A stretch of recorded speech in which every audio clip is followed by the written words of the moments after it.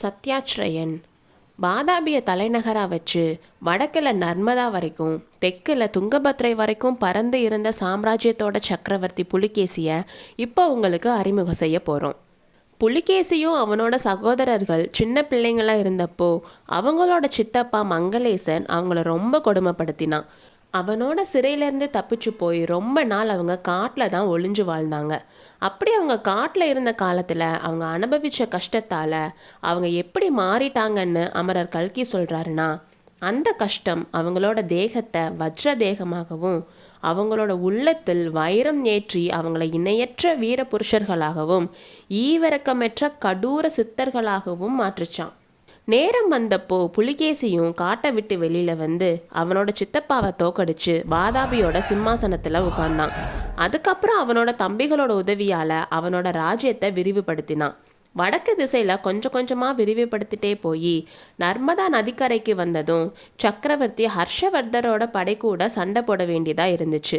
நர்மதா நதியோட 2 பக்க கரையிலும் ரொம்ப வருஷம் போர் நடந்துச்சு. வாதாபி படைகள் எவ்வளோ வீரத்தோட சண்டை போட்டாலும் ஹர்ஷவர்தரோட படைபலத்துக்கு முன்னாடி ஜெயிக்க முடியலை. அந்த டைமில் ஹர்ஷவர்தரே லட்சக்கணக்கான வீரர்களுக்கு தலைமை ஏற்று அவரே சண்டை போட வரார்னு தெரிஞ்சு புலிகேசி சண்டையை நிப்பாட்டி சமாதான கொடியை ஏற்றிட்டான். ஹர்ஷவர்தரும் அதுக்கு சம்மதிச்சு அவனோட வீரத்தையும் பாராட்டி நர்மதாக்கு தெற்க இருக்க இடத்துக்கு புலிகேசியை சக்கரவர்த்தி ஆக்கிட்டாரு. அதுக்கப்புறம் புலிகேசியோட கவனம் தென்னாட்டு பக்கம் திரும்பிச்சு. அந்த மாதிரி அவனுக்கு எண்ணம் வர்றதுக்கு முக்கிய காரணமாக இருந்தவங்க சமண முனிவர்கள் தான். புலிகேசி அரசனாகிறதுக்கு சமண முனிவர்கள் உதவி செஞ்சனால சமண முனிவர்களுக்கு வாதாபியில் தனி மரியாதை. அவங்க தான் கங்கப்பாடி மன்னன் துர்விநீதனோட மகளுக்கும் புலிகேசியோட தம்பி விஷ்ணுவர்தனுக்கும் கல்யாணம் பண்ணி வச்சாங்க.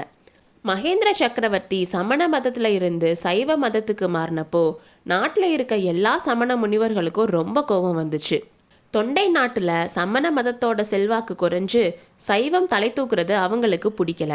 இவங்களோட தூண்டுதல்கள்னாலையும் புலிகேசியோட சக்கரவர்த்தி வெறியும் சேர அவன் இதுவரைக்கும் பார்க்காத கேட்காத சைன்யத்தோட தென்னாட்டு மேலே படையெடுத்து வந்தான். சைன்யம் கிளம்பினப்போ காஞ்சிக்கு போய் மகேந்திர சக்கரவர்த்திக்கு புத்தி புகட்டணுன்ற எண்ணத்துல தான் சமண முனிவர்கள் சைன்யத்தோட கிளம்பினாங்க.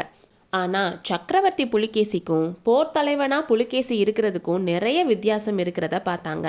சமண குருக்களுக்கு தலைநகரத்தில் அதிக மரியாதை கொடுத்த புலிகேசி போர்க்களத்தில் அவங்கள கண்டுக்கவே இல்லை. அவங்க வைஜெயந்தி ஊரை எரிக்கக்கூடாதுன்னு சொன்னதையும் புலிகேசி கேட்காம அதை பண்ணான். அதனால் அவங்களுக்கு போர்க்களத்தில் இருக்க விருப்பமே இல்லை.